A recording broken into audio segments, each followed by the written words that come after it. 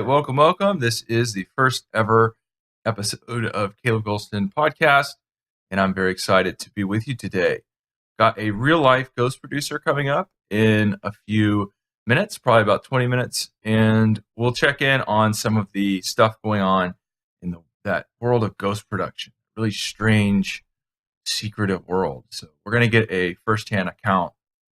But first, what I was thinking about this week has been the issue of SoundCloud, which a few days ago, about a week ago, I saw some news that SoundCloud had like 50 days worth of cash before they were going to go out of business. And one of my first thoughts was, I wish I had 50 days of cash. But so that was with laying off 40% of their staff. Okay. And this was like a story that apparently was leaked. It wasn't, I guess from SoundCloud or whatever, at least it wasn't claimed to be. And then very publicly, it was the whole period of mourning that everybody was going through. And, what are we going to do? All these people were debating how good or how not good SoundCloud was. And then all of a sudden, a day or two later, we have Chance the Rapper who comes in and saves the day. And don't worry, guys, SoundCloud's not going anywhere, all this different stuff. So I was a little bit suspicious, to be honest. First of all, I didn't know whether or not this was a true story to begin with whatsoever. Was there any validity to this story? Was it a publicity stunt? Was the Chance the Rapper thing a publicity stunt? Was it all arranged? I have absolutely no idea, but it did seem very strange. And one of the things is, if you're Chance the Rapper, what reasoning do you have other than a PR stunt, which could be worth several $100,000, I'm sure? But what incentive would you have to invest a large amount of money? And a major company like SoundCloud, which is global and would have a lot of expenses, I would think in order to save a company like that, we're not talking about $10 million or $50 million. I would think minimum they would need maybe $50 to $100 million to do anything, to even save it for any period of time. Entertainers have a lot of money, but that would be like, surely, I don't know if Chance the Rapper would be worth more than $100 million, and that would be like the whole thing, and you're probably not going to get that money back, especially not a return on that investment. So it was just kind of a strange story to me, and it just didn't really make sense, and I didn't really understand it. But there is an article here that I found this is from Now Toronto. It says, no, this came out actually yesterday, July 20th. Now Toronto, Benjamin Bowles is the writer. No, Chance the Rapper isn't going to save SoundCloud. If the music streaming website is to survive, it needs to develop a realistic vision of what it has to offer: cheap, easy hosting and streaming for independent music, which sounds about right. They also need to figure out a way to make money. Music streaming website SoundCloud sent shockwaves through the industry last week after suddenly laying off 40% of its staff and closing their London and San Francisco offices. Now, something that I just don't understand for the life of me is, if you are a struggling company like SoundCloud, shouldn't your office just be in a basement somewhere? And I'm not saying that to be sarcastic. Why does a company that is hundreds of millions of dollars in debt, or tens of millions, or whatever, I don't know the exact number, why would they need an office in anywhere? They need to be downsizing as much as they can, and they're an internet company. Second of all, if they are going to have an office, fine. Why not locate it in Des Moines, Iowa, or Sioux City? There's a lot of these major companies that have headquarters or their main offices in North Dakota or South Dakota nowadays. Like, I think Citibank are out of like Sioux City or something, because there's lower taxes, the rent is way lower. There's probably less regulations and stuff. There's maybe even tax incentives put out by the state for those people or for those companies to go there. Why is SoundCloud in the most expensive city in the world, or one of the most expensive cities in the world? They're based out of Berlin, Germany. But that's not enough for them. They also have offices in London. This is what I read. London, San Francisco, and New York City. So they have 4. This is a failed company that has 4 headquarters. And all 4 of them are in 4 of the most expensive cities on the planet. Now, if I was looking into the issues that SoundCloud was having, one of my very first things that would raise a serious alarm bell to me is, first and foremost, if you're going to have an office, it should be very low-key sort of thing in a plain state or somewhere in, maybe, I think Eastern Europe has, if you're out of Europe, has some good places to have a business nowadays and stuff like that. Some incentives, lower taxes and stuff, low rent.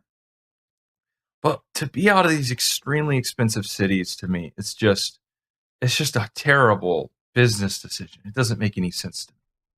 Okay, so the article, Chicago's Chance the Rapper, who, by the way, whose career largely started on the platform, that surely has something. He tweets out, "I'm working on the SoundCloud thing." Okay, interesting.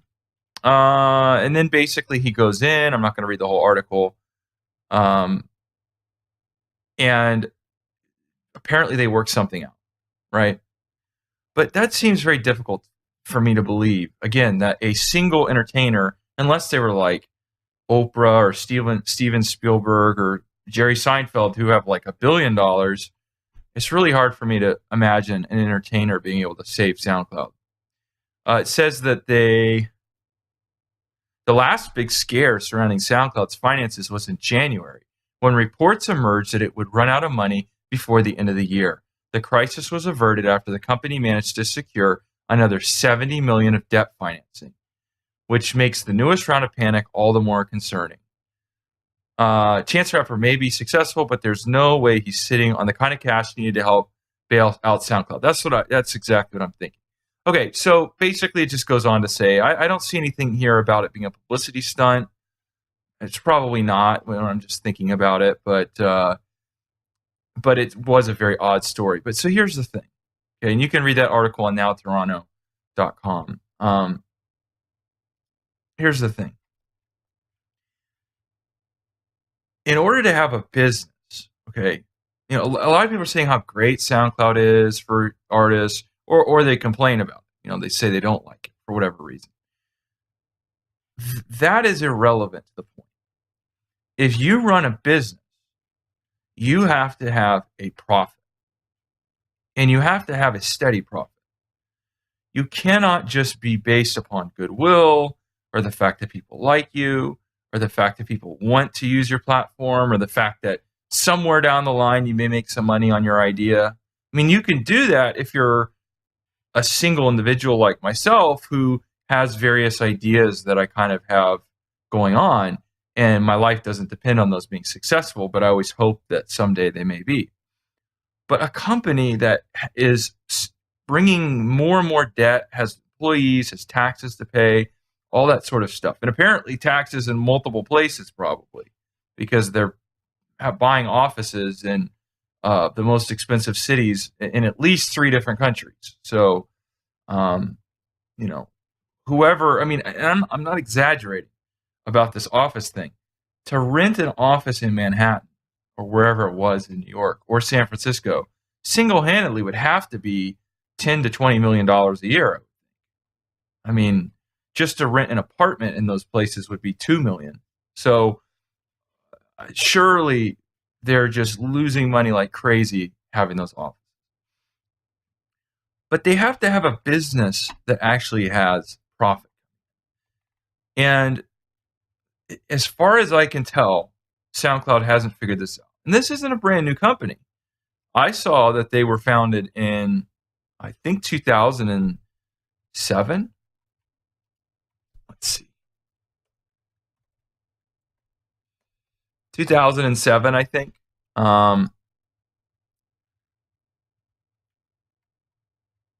And I think that they started actually kind of becoming a bigger sort of platform around 2008, somewhere in there. Okay, no, it was founded in 2008.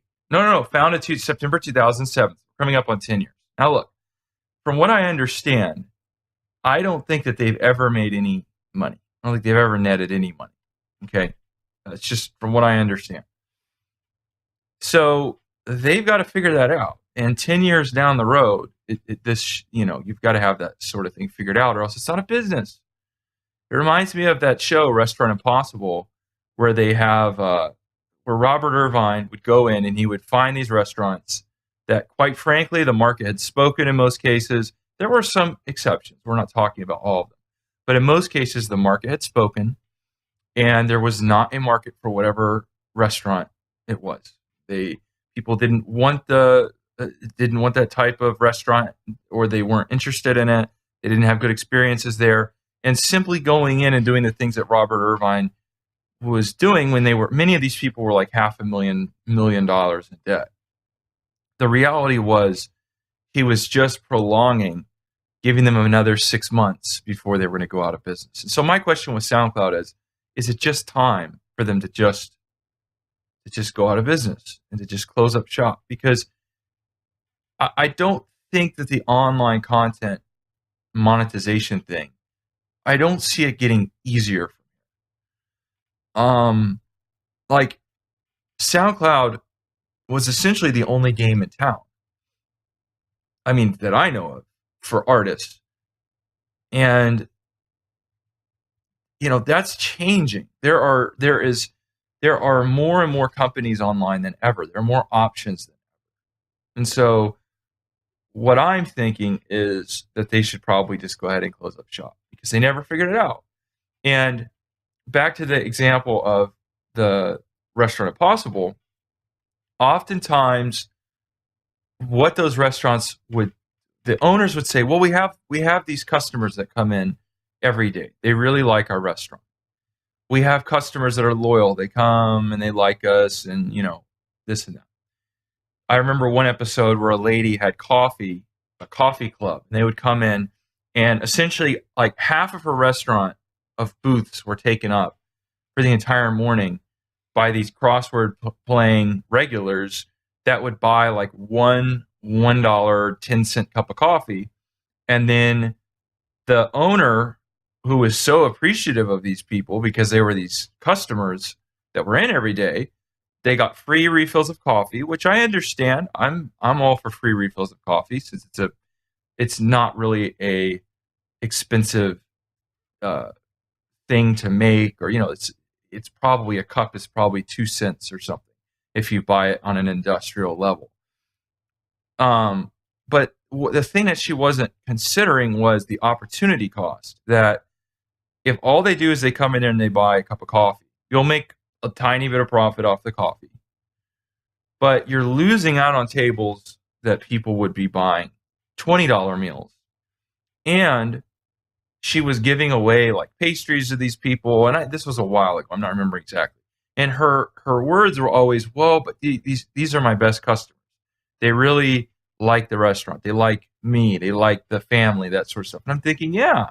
And Robert, yeah, they do, because they're getting free stuff. They get to come into your restaurant and you take care of them and give them free stuff. Well, SoundCloud is a similar situation.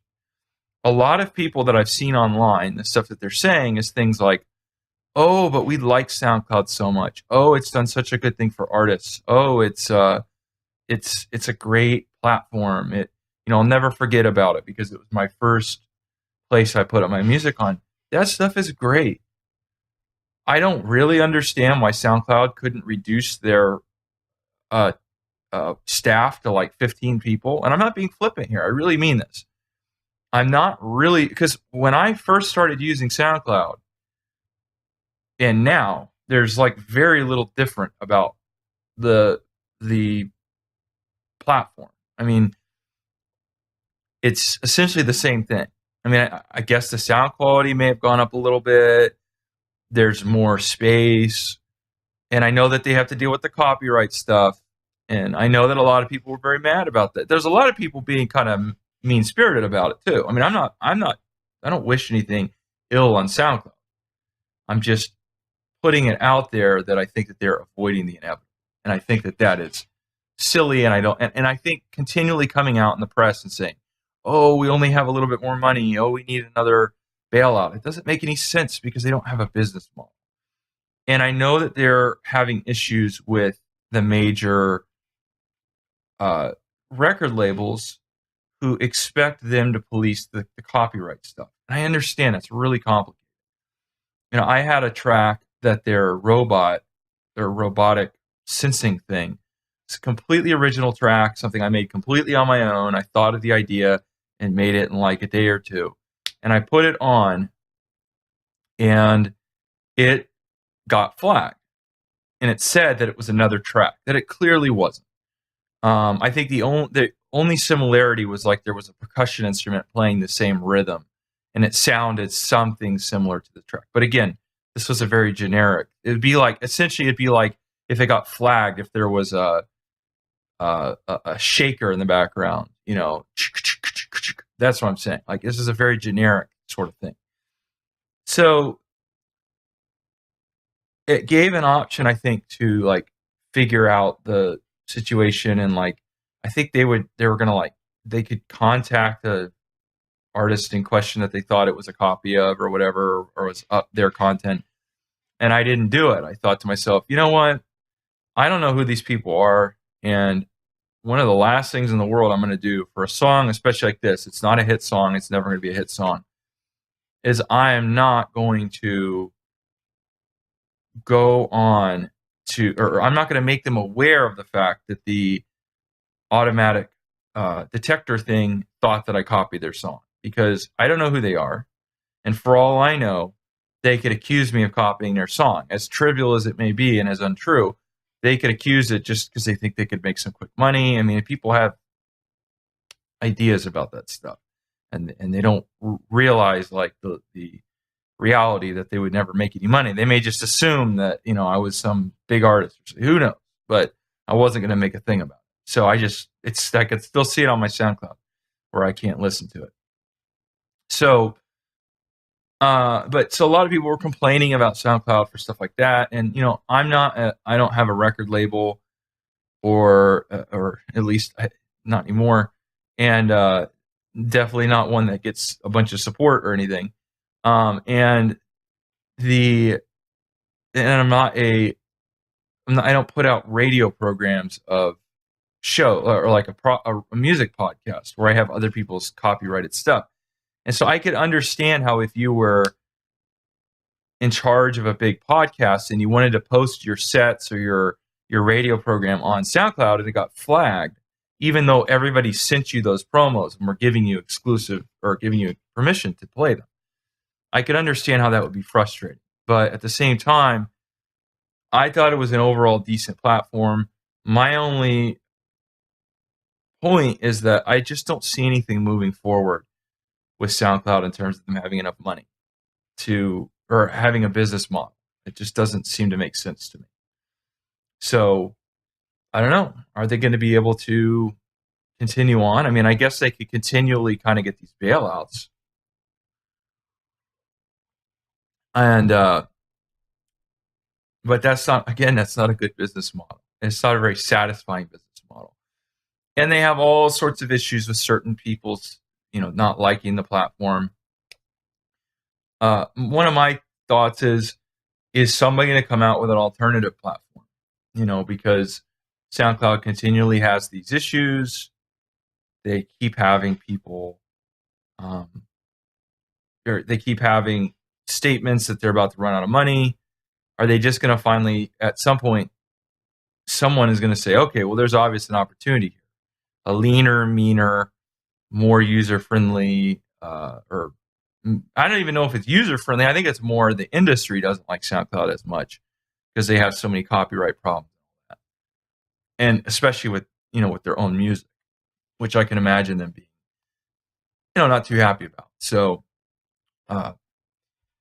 we'll just have to see if how this whole thing develops and see where it goes. But I was very suspicious at the time when I saw that an entertainer was coming in and saving the day, especially one that's been tied to the platform, and also one that got their start really on the platform, and also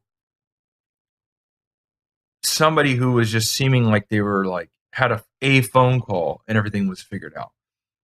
To me, if it took a phone call to figure out SoundCloud's problems, then they should have done that 10 years ago because they've been having issues for a long time. So we'll see. I guess I don't think it's a publicity stunt. It's not particularly good PR, but at the time it sort of seemed like it. But maybe it was just an attempt at trying to give confidence, like they actually had some sort of a plan. But I don't know. Coming up, we have a real life ghost producer, Colin Warn. Actually going to have to check here and see if we've got any messages. Oh, not yet. So we'll get him called up here in a second. He's also a producer that started a new project that I think is really impressive. He calls it Axiam. And I have to say, I really recommend the style, the direction that he's going on that. So we'll have to see how he feels about that project and get into the whole ghost producing thing, which is fascinating. I think it's interesting that there's a lot of people who they either want to be a ghost producer, and that's understandable because it's kind of this mysterious sort of thing. But on the other hand, we also have people who now almost brag about the fact that they have a ghost producer. Like, oh, I'm just the artist and other people make my music. I have this awesome ghost producer behind my project. And again, I guess it's a form of like notoriety, because for a long time in the scene, ghost producers were seen as being very, very like sellout. Like if you had a ghost producer, you were a sellout. Now, most artists, not all, there's some that don't, but most artists that you have heard of are involved with a ghost producer in some way, shape, or form, or they do have a co-producer that does some of the work on the track, and they kind of do half of it, and the other person does half of it, or whatever combination. Maybe the artist does 90%, and then they just get that last 10% of professional help at the end to like close off the track. So there's all sorts of different arrangements, and it's unique to every single one. So that is a whole world in and of itself, very lucrative in some cases.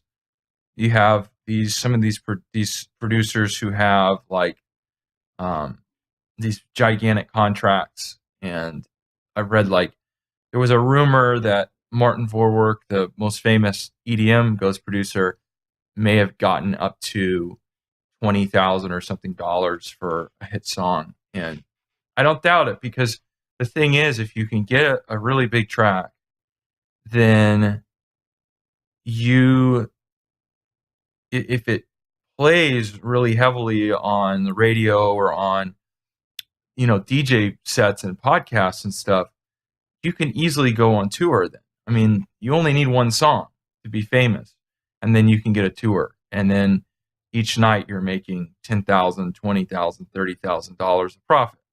So you can make that money back very quickly. So we'll see about that with Colin when he actually gets on the line here. All right, actually it looks like he's on the line maybe now. So let me go ahead and do a video call. Let's see here. Check. All right. Let me see here. Let me get I think I have to turn my webcam off of my broadcasting software. And Sounds good. And then maybe I can do Skype here.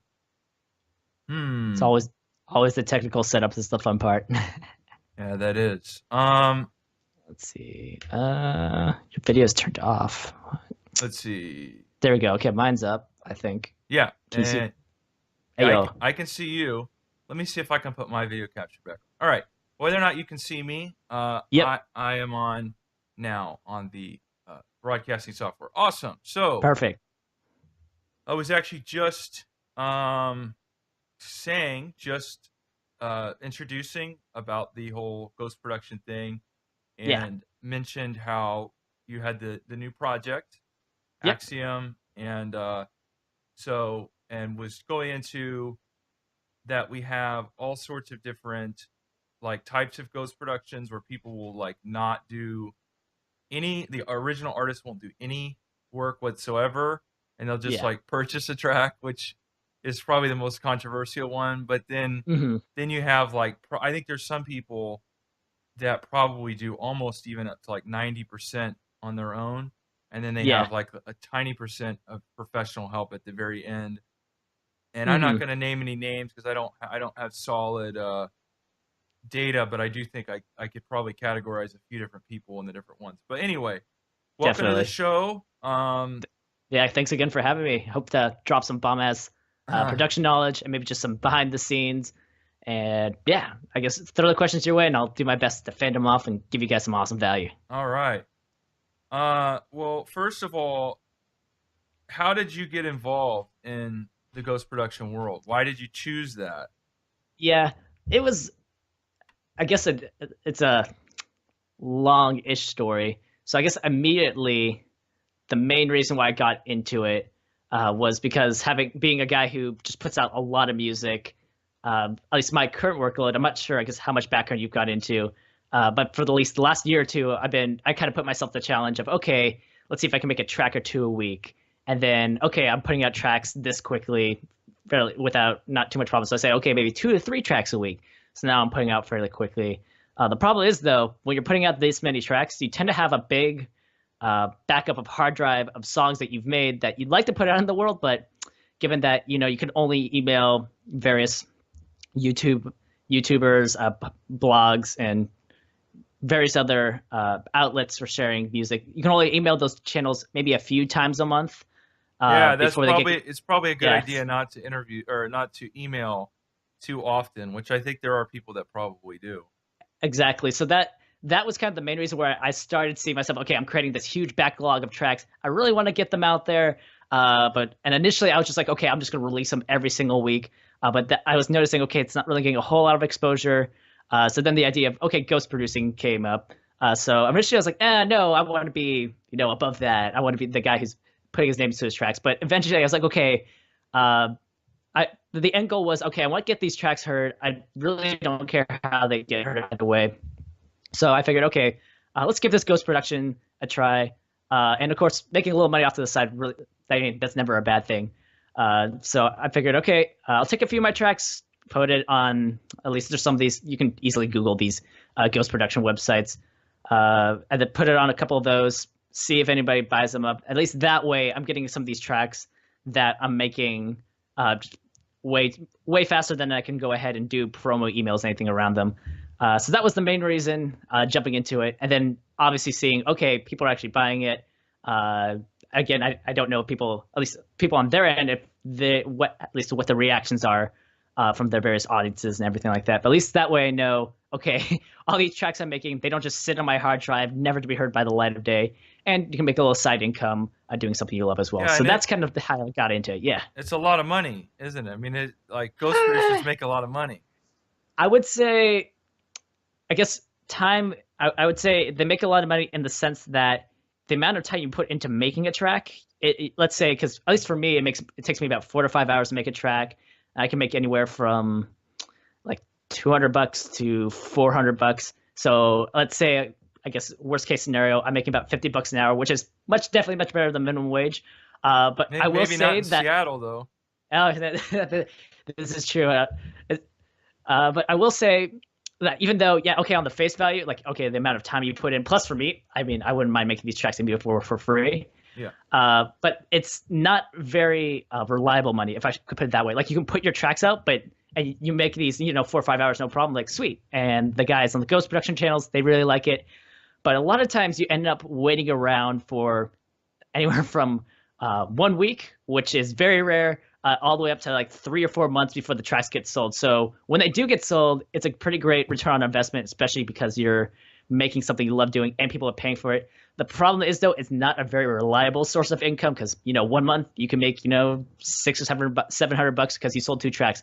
Another month you can make 0 because, there just wasn't any demand. So I guess it's good good money, but it's not really reliable money. So if it's something, at least at my stage, I'm having to look at these other part-time things, and or at least in my case, going back to school for something that's a little bit more reliable, because you could technically maybe make a part-time or full-time living ghost producing, but again, it's very hit or miss.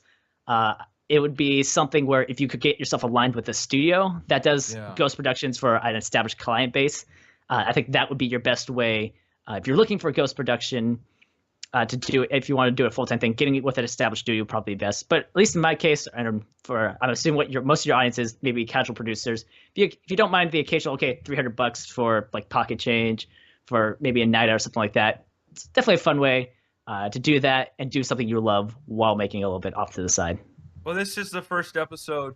I have to say though, the audience I have isn't necessarily producers. I actually Okay, am aiming this for just about anyone. So gotcha. Okay. what I'm interested in, because the producers out there who I think would be at a level that they could actually sell ghost productions, they probably kind of already know kind of the way that goes. They probably Yeah, could, that's true. but what I want to know is when I first was in the scene, it almost there was a lot of people who would kind of talk disparagingly about ghost productions, and like it Hmm. was something that people would try to hide, like, oh, I make all my Yeah. own music, and then somewhere down the line, it kind of got down to where, first of all, being a ghost producer was like this cool thing, and then I Hmm. even started seeing it where, especially like 16-year-olds or something, would be bragging on their SoundCloud about how they have a ghost producer.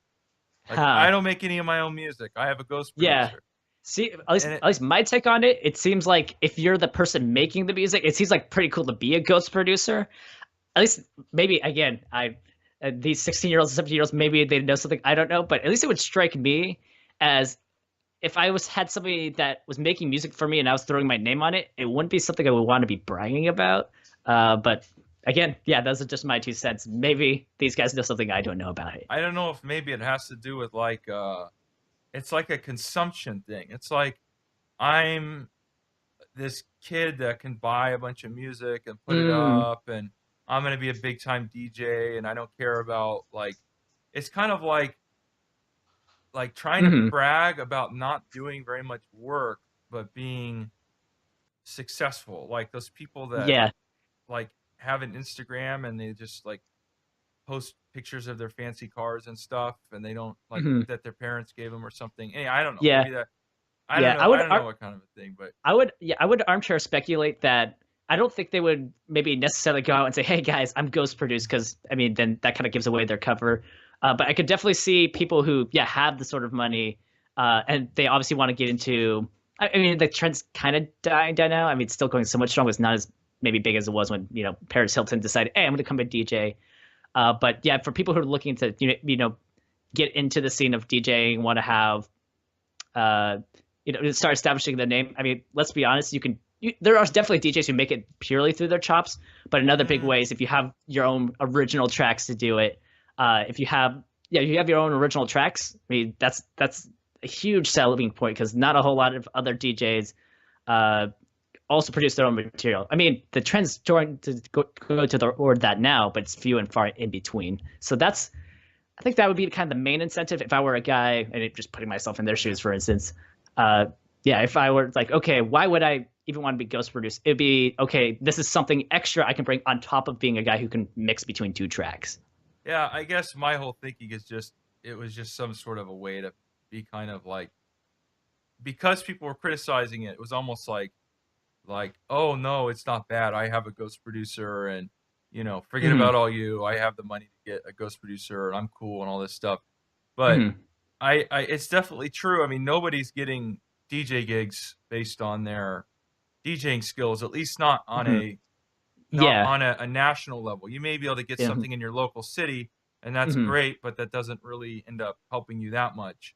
Yeah, But definitely. like the celebrity people, I don't think it is dying down. I just saw, coming here to San Diego, we have a festival called Pabu, which is coming up in September, Yeah. and one of the people who's playing is Shaquille O'Neal as a Oh no. DJ. I think I So very vaguely remember hearing something about yeah, this. But I guess okay, I guess that's true. If there are still new superstars, like I guess Shaq being the latest one, I think I remember. I think wasn't the guy from Game of Thrones. I think, although I think he was a DJ before that, but I don't think it was ghost produced. But yeah, I guess if there's still the point being, if there are still people who have name brand recognition who are getting into this whole DJing thing, and they start having tracks being released under their name, I guess that's a good sign. They're ghost producing is going strong, which I mean, for some people it's probably a bad thing, but I guess as the guy who's Yeah. making the ghost productions, I'm not protesting. Yeah. Well, I think I don't know. In a way, the way that I see it is the scene. I think was there are some similarities. I think between the very early days and then today, where I think that in the very early days it was almost impossible to be a producer Mm, because you had to have equipment and all this different stuff. yeah.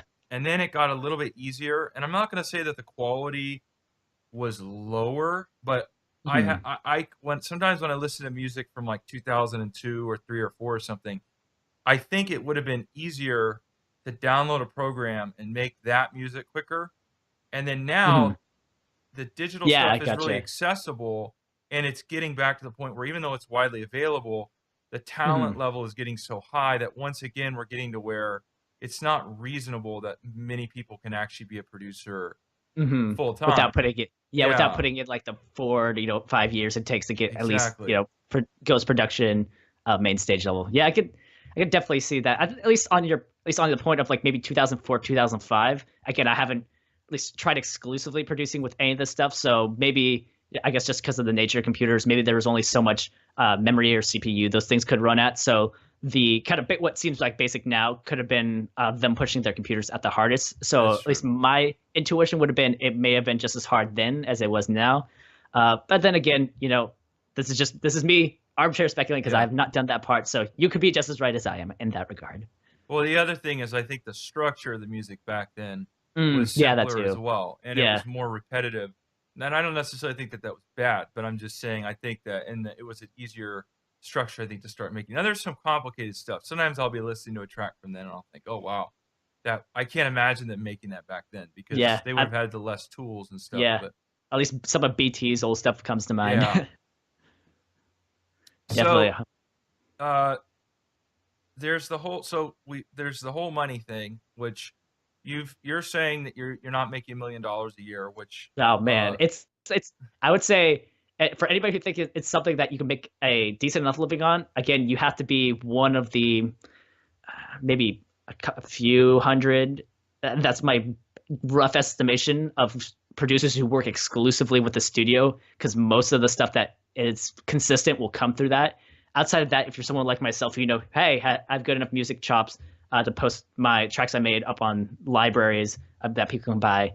It's it's not consistent enough where you can really make a decent enough living on off of it.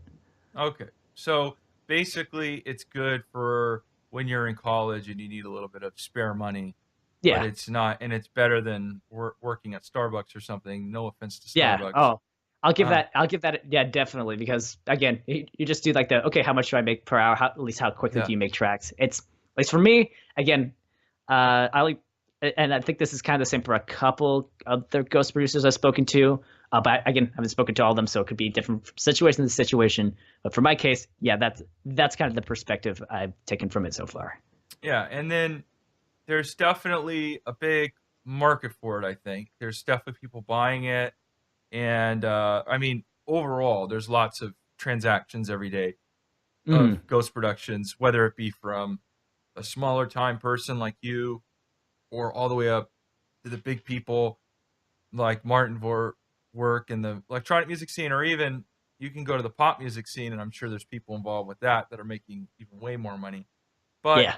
I guess it's kind of like anything where they are going to use the same few people for the same. Yeah, And if you look that's at the credits on somebody that's has a big song, it's usually like 963 production credits, and you mhm. recognize like every artist that they've worked with, and Yeah, exactly. And I think well, it's the same thing for at least a lot of pop. At least bring back to the point you made about pop music, where you notice you notice it's like the same 5 or 6 producers like Dr. Luke and Max Martin who pretty much make all those hits. And that's also kind of the and then on Martin Vorwick on the dance music side, where I will say there's a lot of transactions, but again, because it's a lot of transactions from a few people, those few people will tend to be working with the same guys over and over Yeah. again. So it strikes me as, yeah, like anything else in the entertainment industry, it tends to be a small section tends to get most of the value that's created from Ghost Productions. So when you have a ghost production that you put on the website, have you ever followed the progress of that track after they? They actually, yeah, they don't give. So at least for the places I've uploaded, they actually don't tell me who buys them. They just Oh, release. I say, okay, here's the thing. I signed a little contract with them. I think there's a non-disclosure in them saying okay. I can't go out there and say, hey, I made that track. So really, the only way I know how well it's doing is if I'm walking casually around the radio or in a festival one day, I hear it, and some artist is saying it's his track. That's the only way I know who buys it. But other than that, it's literally out in the wild, and who knows what's happening to it. Which is, for me at least, I mean, it's a little bit, I wouldn't say discouraging, but a little bit disappointing, but a little bit kind of mysterious as well. So it kind of keeps me on my toes, like, oh, maybe one day I'll find this ghost production that got played without me knowing. But then again, it could be completely the opposite as well. Yeah, that's a really interesting concept. I think that what I would be curious is, let's say that you're somebody who is a mid-level artist and you do actually Yeah. get DJ support. And I mean, the price doesn't matter about how good or not the song is. Like a Mhm. good song could be made by somebody smaller or it could be made by someone bigger, and the price is going to vary, but the song quality may not necessarily be that much different. I Yeah, wonder definitely.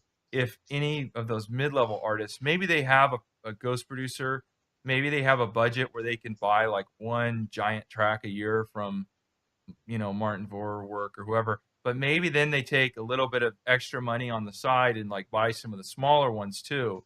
So I would think Hmm. the biggest chances you would have of hearing your music is if somebody who is like a medium-sized artist who uses a ghost producer Hmm. were Just to ha- yeah. go on there to save some money instead of doing it through someone that's going to be extremely expensive, and purchase your song and then play it. And I don't know. That's just what came to Hmm. my mind. Yeah, at least, yeah, I guess playing off of that a bit. I again, because I don't know any of my clients, I can only speculate. But yeah, at least to your point about price not being a good, uh, I guess a good determinant of how quality the track is. Like I know, like you could go down to any music production Reddit, and there's guys who are giving tracks. I'm like, oh my god, I don't know how you would make this in a million years away for like 200, $300. Whereas some other ones I see sold for like 500. I'm like, really? That sold for 500? So yeah, it's on terms, the quality. It always strikes me as a lot more okay. Once you have the music production chops, you're pretty much at the same at the same level of the playing field as a lot of other producers. So then at that point, the thing that really allows you to stick out, whether it's in the ghost production scene or even the dance music scene in general, is okay. Do you have the access to the tastemakers or the people who are buying the tracks, and do they find you? Yeah, because I think like with all the tracks that I've heard that you've made, and I don't Hmm. know necessarily about the ghost production ones, but I'm assuming they're the same. Hmm. I always think that, I mean, I don't think every song that you make has the potential to be a hit, but No, definitely not. I think I'd be that, scared if that was the case.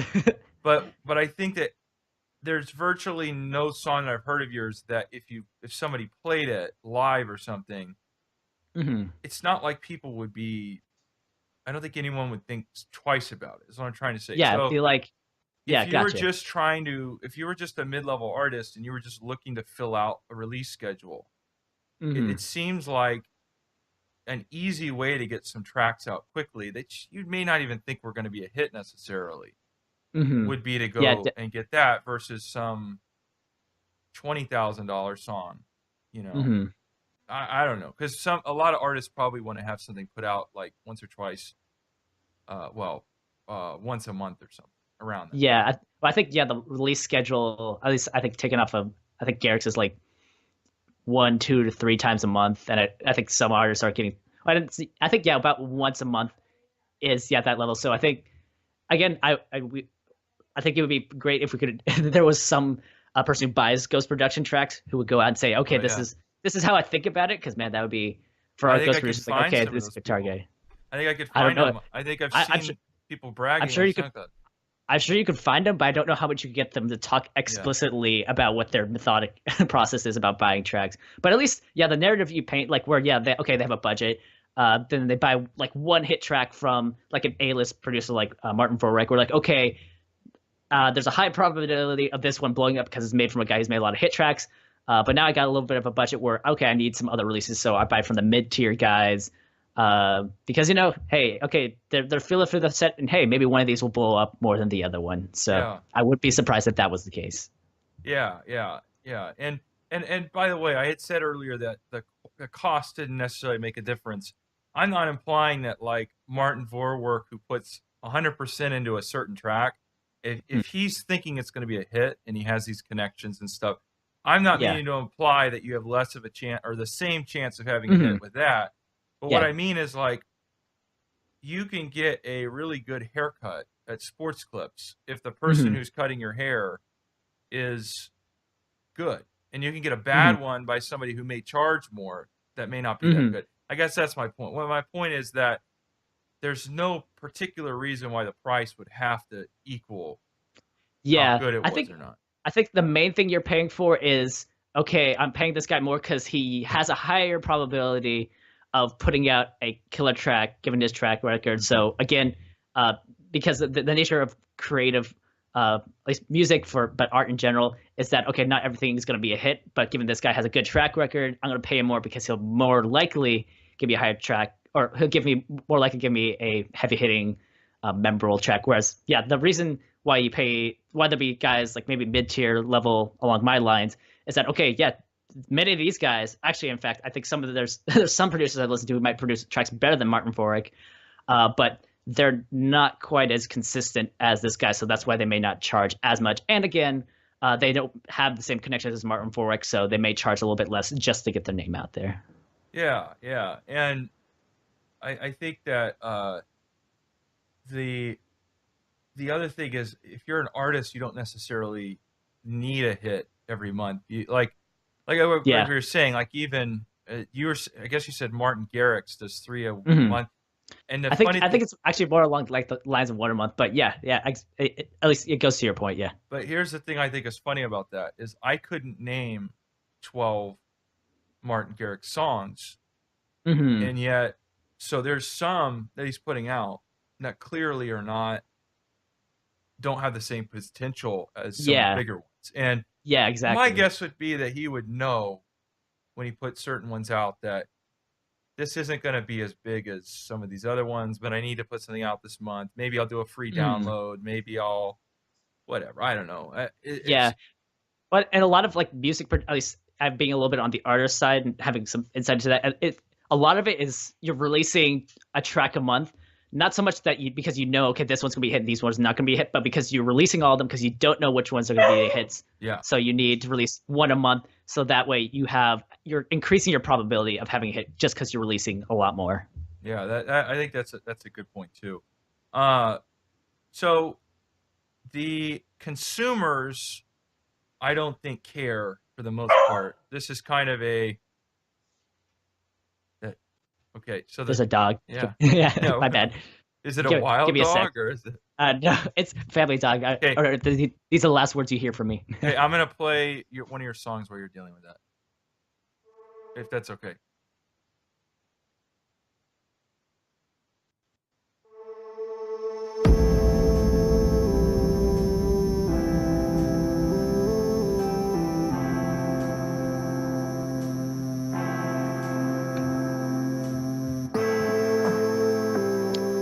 Gonna play about 30 seconds. That's okay. Perfect.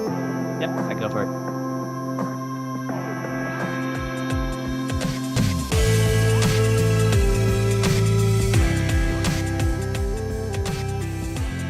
All right. I'm gonna only give that much to the audience there. All right. You're gonna have to go on Spotify to. Yep. For the audience, I actually don't know what song he played, so this will be just as surprising for you as it is for me. It was I can't remember. Perfect Life. Look at your perfect. Oh, okay, gotcha. Yeah, I just played the first. I was gonna do a little bit of that before you came on, but then you had messaged me right when I was gonna. So gotcha. Yeah. that was just a little preview there, and you can see a little bit of sort of the style that he's going for in that. But we're not going to get to that yet. So the Mhm. dog has been put she's put been fed outside. and she is satiated for now. I don't think Good. she'll howl, at least for another bit. And if she does, I'll check out for Okay. 1 second and I'll I'll throw you under the bus for entertaining the audience while I go deal with that. No, it doesn't. I just joked around with the dog. We don't care if there's a little Yeah. barking. So the audience, I don't think. So I think that the normal audience, I think, just likes not normal audience, but non-producers, which it's Mhm. hard to imagine that there's anybody that listens to electronic music that's not a producer when you look at Yeah, how I many know. people. It's so weird because we're just stuck in the world. It's like all you talk to as producers, like, wait, people outside of this don't actually know what an EQ, sidechain, everything like that is. It's so weird. Well, and So, I just mean that I think that the number of producers there are, surely that it's like a 1 out of every 2 people that listen to electronic music try to make it too. It's what I kind of. It's like yeah, in the gotcha. 50s, like every other person tried to play guitar when it was getting popular, Yeah. but I don't think that the majority of the casual audience of stuff cares about. I mean, I remember when I was a kid or when I was learning about the way things work, that I would always think it's funny how, like Britney Spears, for example, would have her name everywhere, and oh, Britney Spears is such good music and all this different stuff. And even then, I kind of knew. I'm like, well, yeah, but she didn't write the song.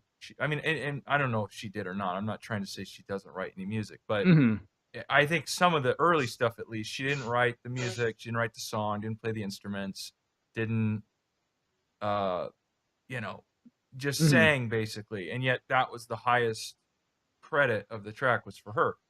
Yeah. And but the thing is, I don't think most of the audience cares, and they don't care about who makes the music when they're at Ultra and they see their favorite artist and they're playing this gigantic song. They don't care about the details. I think the only time they care is when there's a controversy. I mean, hmm it's fun when I remember Dead Mouse was getting into it with somebody that apparently he gave a track to in his early days in Canada, in hmm Toronto, Yeah. who's another famous artist. He's like, "Oh, I should have never given that track to him. What was I thinking?" and hmm all this stuff.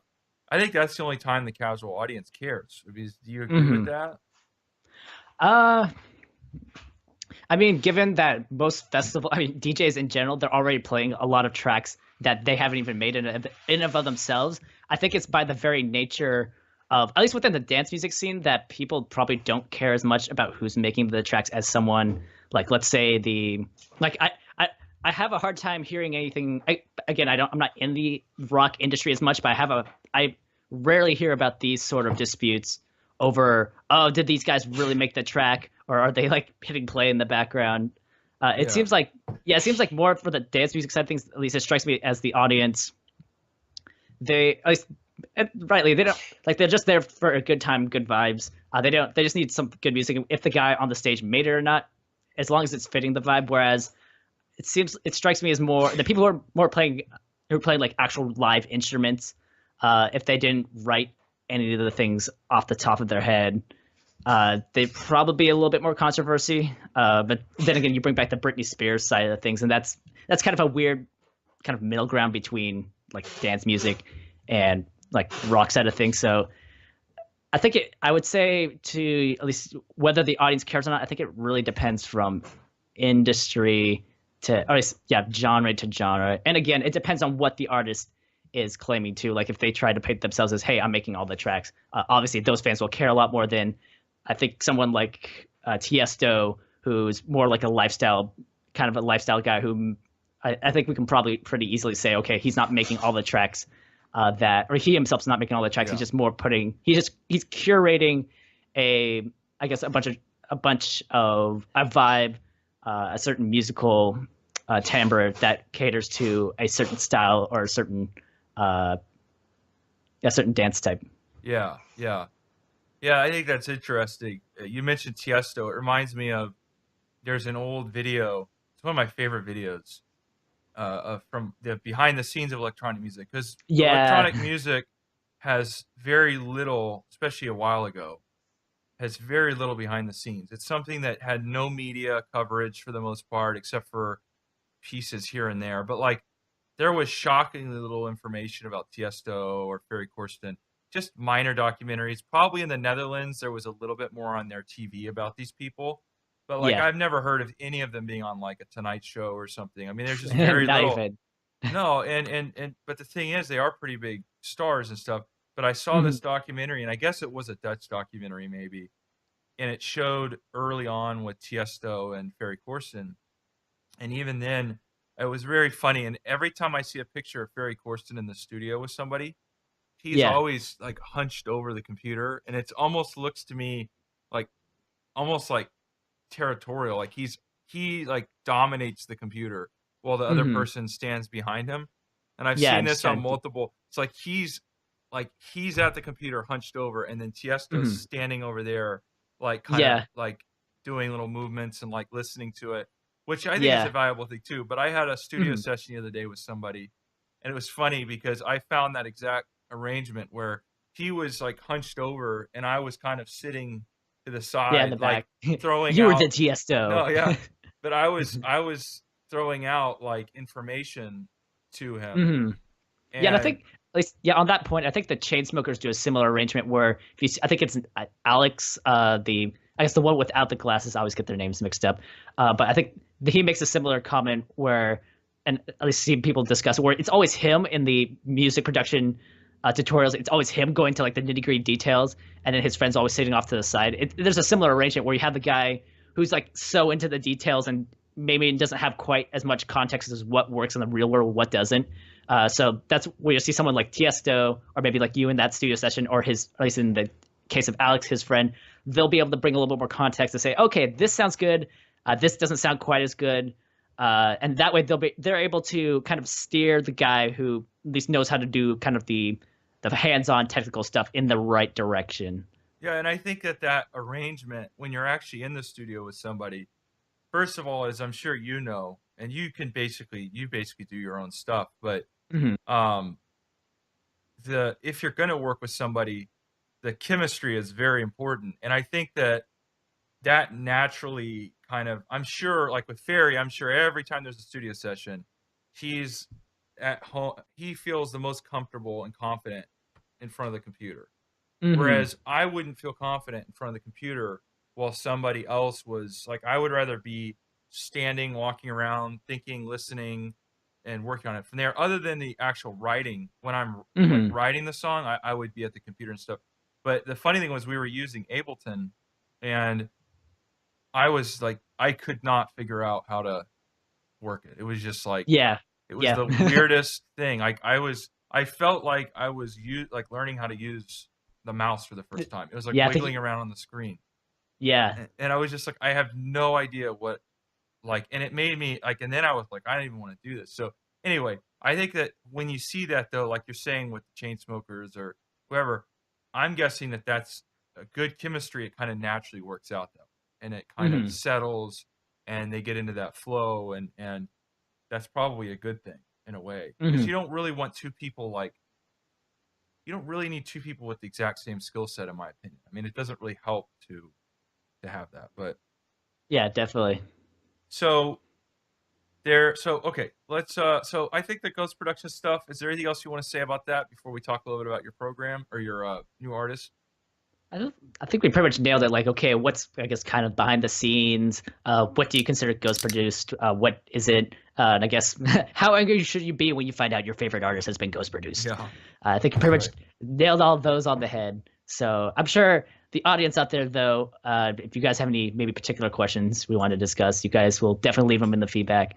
Yeah, And then, if need be, we can do a round two where we just go back and forth on that. yeah, we probably will need to do a round two, because I'm not anticipating very many people Hmm. watching these early episodes. I'm trying to get it off the ground, Yeah. and get a track record, and then maybe invite some a little bit like more well-known people after they can go back. I mean, I don't want to like uh ask people that I don't know like Yeah. first Yeah. Right episode, away. but You have to that'll build it. like, yeah, Yeah. You raise have the to. profile.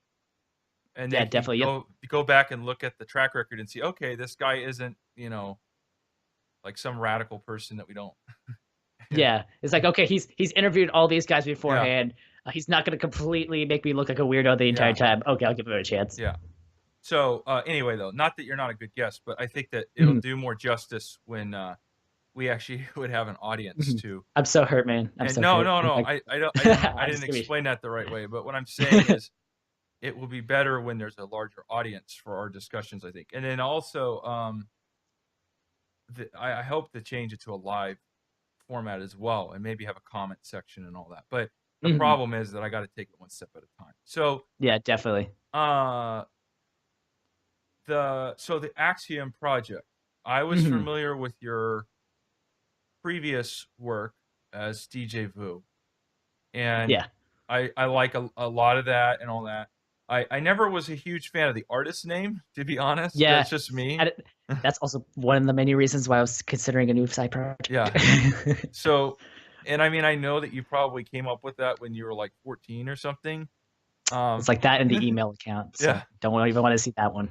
So which I completely understand. But the thing is, this new project I think is both in terms of the like just the actual artistry, the cover photo or the promo or the album cover, whatever, even the Mhm. title, Nosedive, and then I also think the direction of the music. I think it all shows kind of like, I think it's like a step up as an artist. Like just Yeah. everything, not that the other stuff wasn't good, but this Mhm. just strikes me as like one more step more serious, more professional, Mhm. even a little bit older, like as an artist. So Yeah, sure. I can talk to that a little bit. So yeah, the whole reason for Axiom jumping off of the DJ Vu side project was okay. DJ Vu, I think I made uh, maybe a couple hundred tracks in like a variety of different styles under that thing. So I said, okay. I mean, I've made a bunch of different styles.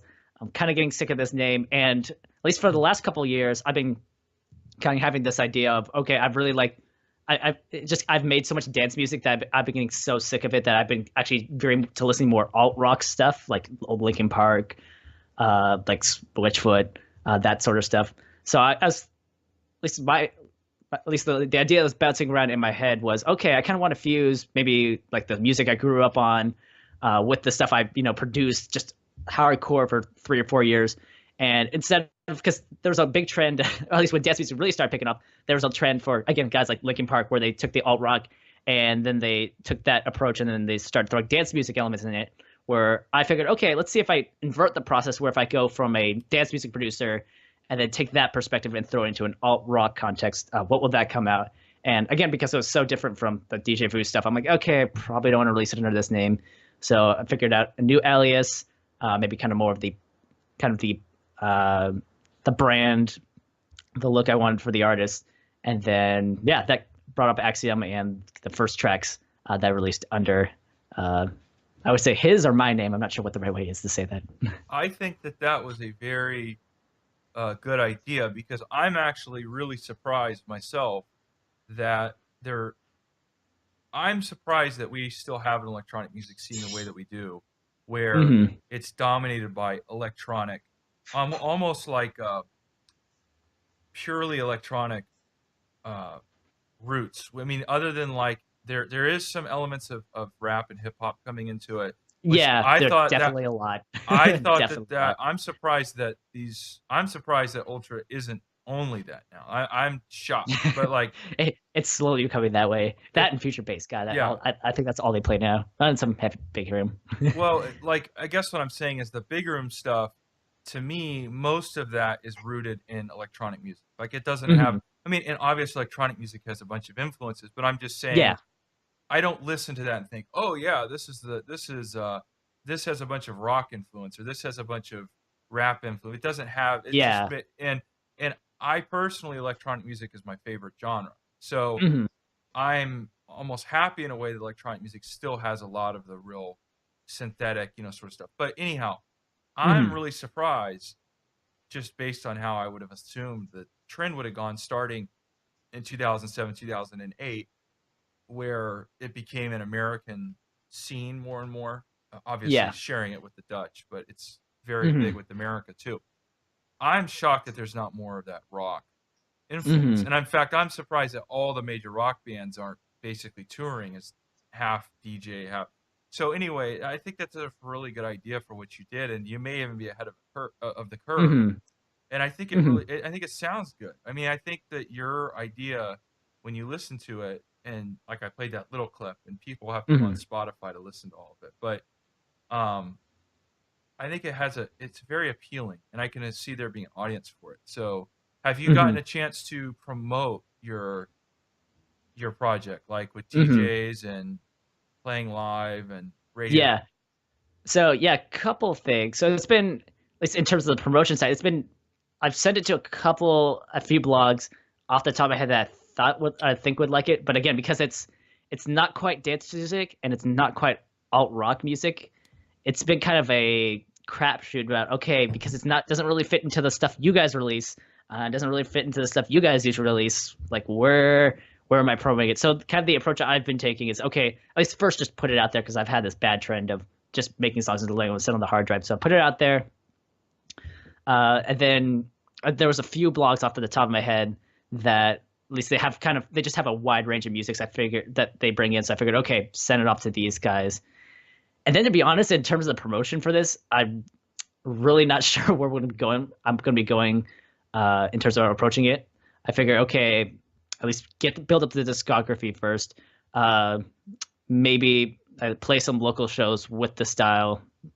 Part of me also thinks, because in terms of the alt rock dance music influence, I think a lot of Pendulum's old fan base, because they were pretty much, I guess, they're the only big artists that I can remember that really took like the style, the two styles I'm like really interested in, and fused them together in a way that was mainstream enough.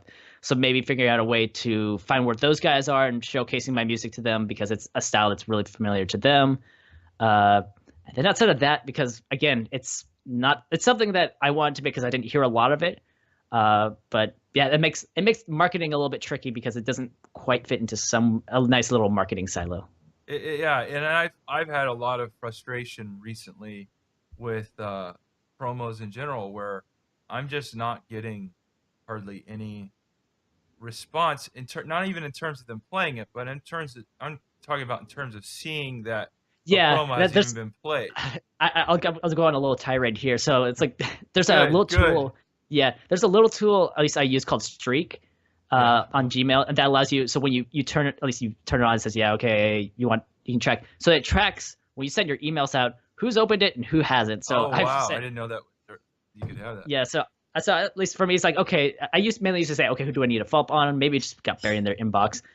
But having had this tool for 3 or 4 years, the trend I'm noticing, and it's not happy. I mean, it always really frustrates me, because you always hear these great stories about, oh yeah, Audion got discovered by some guy, him sending his email to this guy, and he was like, yeah, you're signed. Yeah. And you can just names, like, I think Garrick's, I think, was Ghost. He had a Ghost production, so he had a little different route.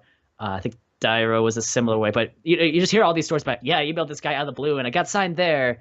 But at least on my end, from going through the data, like, okay, from like the hundreds and thousands of emails I've sent, let's see how much of it opened. It's been like 95% of them aren't even opened. And from the 5% that are opened, I don't even get a response. Yeah. And the 4% of them or 4% of those don't get a response. And the 1% I do get a response, 99% of the time, it's no. Yeah, exactly. So it's just like, well, and I mean, I wouldn't mind it if I could know exactly what I need to improve on. But again, a lot of these guys are getting a lot of emails, so I completely understand why they don't have time to be like, oh, these are all the things you need to improve. But it's just really frustrating to hear the narrative push that, hey, no, you can send these emails, and there's so many artists out there blowing up that you can do it, and it's still just as viable for Audion as it was for you. But it's just, at least from my experience, seeing from you guys, and then a bunch of guys I know on Layback Luke forums, it's the same story, and it just frustrates me so much. So I just would like this narrative to please be stop pushed, because it's not true. Yeah, at least from what I've seen. Well, I'll tell you, that's a very good point, and that's something that I've talked about before when I've been on various shows or whatever, talked with friends and stuff. Is that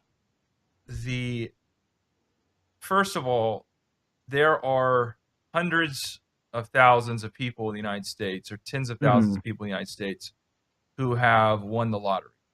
Yeah. But that doesn't mean that Yeah. you're And it's, going to win yeah. the lottery. Yeah, it's And like it's the whole survivorship bias where you said, "Oh, these guys did it, therefore I can do it," but you don't see all the hundreds of thousands of exactly, other guys who didn't do it. So, exactly. yeah. And so the fact that half of the people in the industry didn't have a strategy and they got Hmm. lucky is like, Yeah. and I'm not saying that they didn't have the talent or whatever, but what I'm saying No. is there Well, are yeah. definitely people who have the talent that aren't successful because they didn't sit next to the right person on the plane. Yeah, They and that's didn't, kind of, yeah. At they're least, yeah. Go. well, their mom wasn't a uh, friends with the vice president of Sony. I mean, there's just Yeah. most people don't have that luck, and I think that what it comes down to is you do have to keep sending those emails though, because this is the other thing I do believe in though, is that you the odds are not so insurmountable that you can't Hmm. do it.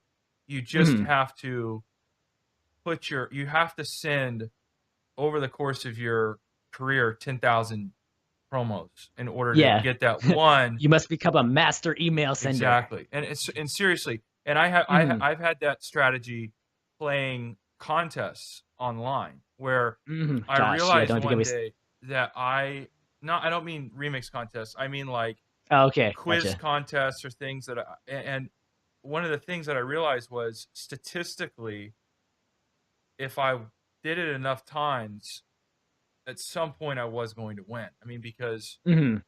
anyhow. So Yeah. it's not that you're gonna get lucky like they did and just kind of the one Mhm. I can't stand the most is when people say that such and such came across their SoundCloud and like signed it, Gosh, it's because like that's how do yeah, you think I know very few people who actively because these guys are so busy. Like I don't like even yeah, like guys like Layback Luke. I don't even know how he finds time to like keep a whole. I mean, he's producing videos, doing as a family and everything, and he still has somehow finds time to like look for music. But even him, he's like, okay, I have this 30-minute block of time. You exactly. send me your demos. This is when I watch it, and then I'm done. Like I don't.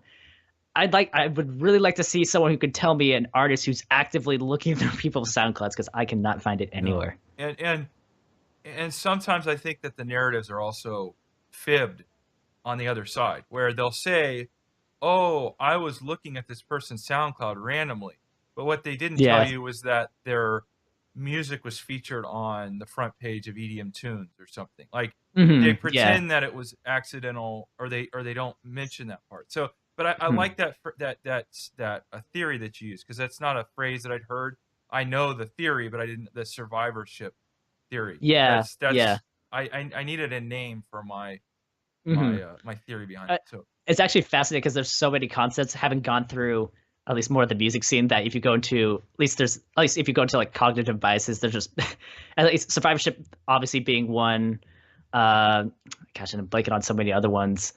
That at least that end up all they always fall into the like the music industry scene. well, Uh, well or again, like there's one called the association bias, where if you think like seeing somebody else who's made it through like emailing it somebody that you think it's more likely for you to do it that way, but that's just because that it's more your brain it's easier for you to bring up that example of someone who succeeded than it is for you to associate to bring up other examples of maybe better ways to do it, but you just haven't heard it as much. yeah, I completely agree. And that's why my whole focus has been not on reaching the fans, but I've been, ever since I was probably a year into it, I started doing it to the labels. And it's not because I Yeah. expected the music to sell. It was Hmm. that I expected them to promote my music to Hmm. DJs who would actually open the email for me. Yeah. Exactly. And Yeah. so that's Yeah. been my Because whole strategy essentially. It's just been sending to labels. That's all. yeah, my 2 cents on it is you have at least as an artist out there, you have all these different options about how you could promote your music. So you have emailing, you have obviously talking to the label directly, you have going fan to fan and giving your music. So each one of these ways it's going to require a different amount of effort and it'll have a different amount of success. So I guess depending at least how badly you want it, how much what your time limits are, and how likely do you want your efforts to be paid off? You could do the different approaches. So, for instance, email, it's a fairly easy way, but it has a very low probability rate of hitting. So you could do that a lot of times. Or you could do something like where you actually approach the person directly. That takes a hell of a lot of effort. You have to be able to keep your ego in check, not just sweat your palms off. But if you give it to them, there's a higher likelihood of sending emails of them actually listening to it, getting back to you, and actually getting on. So it strikes me as, you have all these different options of at the end of the day, getting people to listen to your music and I guess support you as an artist. And then now it's just up to you to figure out, okay, given my time constraints, how much effort do I want to put in? What options do I want to pursue? I think we're running short on time here, like Yeah. maybe 7 more minutes or 5, because I'm sure you have to go. But that's interesting that you mentioned handing the promo, because that's another concept. I mean, I think a lot of music, in marketing of music and becoming successful, a lot of it is like psychology, where like, for example, I've had interactions on Twitter with like managers of major EDM labels, and even the way that I think that I craft a tweet, I think psychologically there's a way that someone like that's going to respond in a way that they're not. Like, there's some things that they're just not going to respond to, versus there's some things that it may catch their attention and they may actually respond to it. But what I find, so I think psychology is really important, and one of the versions of that is, I remember you saying that when you were in Las Vegas last summer, it's already been a year. Yeah, I know. You handed USB drives to a few different artists that, you don't have to say names, but people would know. Like, you gave them to at least 5 people, right? That were like household, or I would say at least 3. 3 or 4. Yeah, at least 3 or 4. Yeah. And so, I don't know if they actually listened to those or not, but I agree that the likelihood of them listening is higher than if you gave an email. And the thing that I think is interesting is why psychologically someone would be more willing to listen to a USB that you handed them personally than that you sent over an email, when it's still 2 human beings. And it's just strange to me, because actually,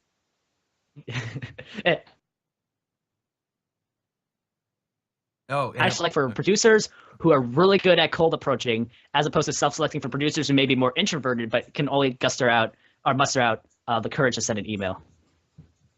Unfortunately, cut off for a second there, but it's just funny, because it's like, and they've done studies on this. It's why people at the mall will come up and will say, "Can I ask you a question?" And then they'll try and like sell you something. They've done studies where, like, when you have a personal encounter, it like invested more in you. Which is weird, because again, at the end of the day, although I guess maybe on a subconscious level, our brains may calculate, oh, it took more effort for them to get here, and but on a situation where they meet you, like where you sit next to them on the plane, theoretically that wasn't planned. And so let's take that hypothetical example. You sit next to someone on the plane, surely they'll actually check the promo you gave them. I mean, if they don't, it's kind of, but it's still not any more important to you than if you sent the email. So I don't know. It's just an interesting phenomenon. But, we got to wrap up here, though. So actually, no, go ahead. I'm not lacking on time. But. Actually, that was the end of my thought. Okay, I think the Skype is having a few things where it's kind of jumping, but it's slowly going. Yeah. So I was curious about. I don't know if this is something you were going to talk about, but say you had an interest in how you're going to go to like a space thing today, because I'm saying you have to leave, and so you had like a space astronomy thing or something you're going to. Yeah, it was originally it was at least a big space geek off to the side, as well as being a music guy. But there was, at least around 5 o'clock, there was going to be like a little beat up where there's a bunch of guys who as a part of, during my weeks, that are part of a group called the Seattle Space Entrepreneurs, who are a bunch of guys who are working on like different crazy ideas for how we can push either things from either like little space launch what would you call, like, spaceports right above the Earth. Or I'm trying to think of the other crazy ideas we had off the top of my head. But it's stuff like that. So I think those meetings have officially ended until September. But there's some meetups that are going on nearby, just for dinner and everything like that. That looked Oh, really that's cool. interesting. Yeah, because that's really cool about the space stuff too. Well, maybe next time you come on, we can talk a little about space as well. But Hey, I'd be down. It'd be a different podcast, but I'm down. No, well, this podcast isn't music specific though. So Oh, this is okay. just, yeah, it just so I'm down. happened that that's the first episode that we did. But so thank you very much for being on the program. Definitely want to No have problem. you back. And likewise for sometime. being an awesome host. Oh, Again, thank you. first one, but I'm sure after you put like 6 or 7 of these under you, you'll be cruising in no time. Yeah, and the technical stuff went pretty well. A few glitches there at the end with the video, but all right. So, any closing thoughts, or I guess hope you guys have an awesome day, and if you stuck around this long, thank you, and hopefully we can have more awesome content for you in the next few ones. All right, I'm gonna go ahead and end this. So thank you very much, and I'll say word to you.